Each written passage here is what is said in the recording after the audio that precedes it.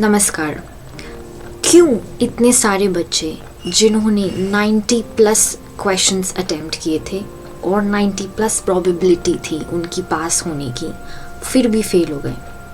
क्या ये IBPS clerk के एग्ज़ाम में पहली बार हुआ है? जी हाँ, ये पहली बार हुआ है।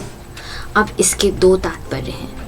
उससे पहले ये क्वेश्चन ज़रूर दिमाग में आता है कि क्या रिज़ल्ट रिवाइज़ होगा?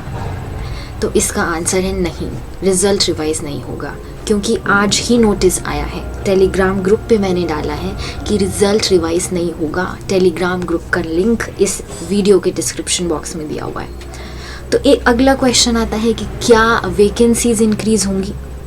तो उसका आंसर भी अभी तक हमारे पास ना ही है।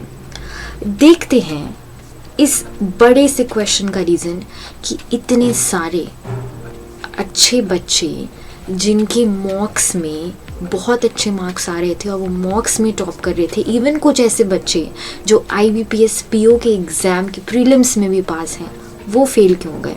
वीडियो को देखते रहिए आगे तक। इसका उत्तर जानने के लिए नोटिफिकेशन के साथ, प्रूफ के साथ को 3 रीज़न्स देती हूँ कि ऐसा क्यों हुआ।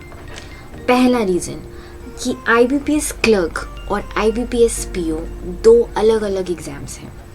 IBPS PO एक पैन इंडिया एग्ज़ाम है, जबकि IBPS क्लर्क एक रीजन वाइज या जिसे हम कह सकते हैं स्टेट वाइज एग्ज़ाम है। यानी कि हर स्टेट में से इंटू 10 बच्चे सेलेक्ट होते हैं। अगर वैकेंसीज 10 हैं तो 10 इंटू 10 यानी कि 100 बच्चे सेलेक्ट होंगे। दूसरा रीज़न, एक्यूरेसी बहुत इम्पोर्टेंट थी इस एग्ज़ाम में।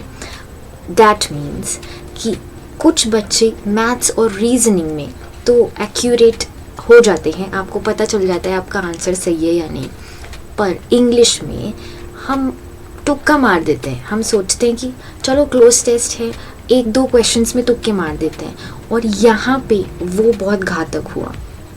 तीसरा, क्यों घातक हुआ?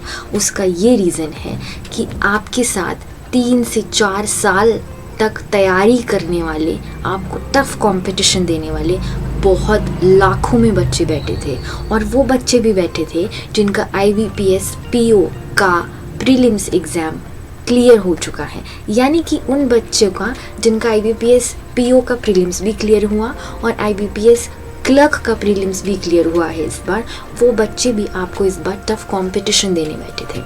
तो ये 3 मेजर रीजंस हैं जिनकी वजह से हमें ऐसा लगता है कि कट ऑफ्स भी हायर गए हैं और बच्चे भी कम सेलेक्ट हुए हैं।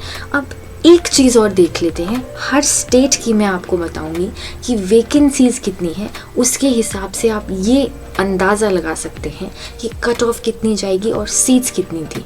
हम शुरुआत करते हैं अंडमान और निकोबार से। इसमें हमारे पास सीट्स थी 5, यानी कि 5 इंटू 10 केवल 50 बच्चे सेलेक्ट होंगे। तो आप खुद अंदाज़ा लगा सकते हैं। चलिए अंडमान निकोबार छोड़ देते हैं, Andhra Pradesh is the second हम जिन पे जा रहे हैं, उसमें सीट्स थी 387, यानी कि 387 इंटू 10 3870, केवल 3870 बच्चे सेलेक्ट होंगे। जो मेजर रीजन्स थे, एक और इसका रीज़न है, 4th रीज़न, जो मेजर रीजन्स थे यानी कि जहाँ से मैक्सिमम बच्चे बैठते हैं और सिलेक्शन लेते हैं, वो है हमारे राजस्थान, MP, UP, गुजरात, महाराष्ट्र, छत्तीसगढ़, बिहार, इन सब स्टेट्स में। और इन सब स्टेट्स की वैकेंसीज़ बहुत कम थी। इन सब स्टेट्स की वैकेंसीज़ हम देख लेते हैं। अगर हम बात करें बिहार की, तो बिहार में 300 सीट्स थी, यानी कि केवल 3000 बच्चे मेंस के लिए क्वालिफाई किए गए हैं। अगर बात करें चंडीगढ़ की, तो उसमें केवल 33 सीट्स थी, यानी कि केवल 330 स्टूडेंट्स इस एग्ज़ाम के मेंस के लिए क्वालिफाई किए गए हैं चंडीगढ़ से।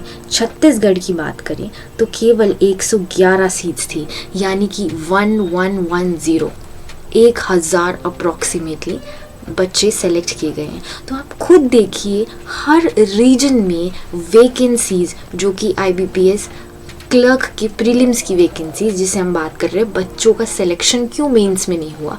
बिकॉज वैकेंसीज कम थी, कट ऑफ्स अच्छी गई हैं, जिन बच्चों ने तुक्के नहीं मारे उन बच्चों का पेपर बहुत बेटर क्लियर हुआ है। और ये 19th 18th का जो सवाल पैदा हो रहा है कि 19 वाले बच्चे ज़्यादा सेलेक्ट हुए, 18 वाले बच्चे ज़्यादा सेलेक्ट हुए हैं, नॉर्मलाइजेशन कितना हुआ है, कट ऑफ कितनी आई है, ये जब हमारे सामने आएगा तो हम इस पे ज़रूर चर्चा करेंगे। एक आखिरी बात, irrespective of thinking that let's start a Twitter campaign, let's mail the chairman, you should stop doing all this and focus on the next exam जो कि SBI का असिस्टेंट अभी लाइंड अप है इन मार्च अप्रैल, वो एग्ज़ाम ज़रूर आएगा, उस पे ध्यान दीजिए क्योंकि वो बहुत इम्पॉर्टेंट एग्ज़ाम है, बहुत अच्छी खासी वैकेंसीज उस पे आएंगी। और जानने के लिए टेलीग्राम पेज का लिंक नीचे दिया गया है, उससे प्लीज़ ज्वाइन कर लीजिए। अगली वीडियो में मिलते हैं, देखते हैं अब किस पे चर्चा करेंगे। धन्यवाद।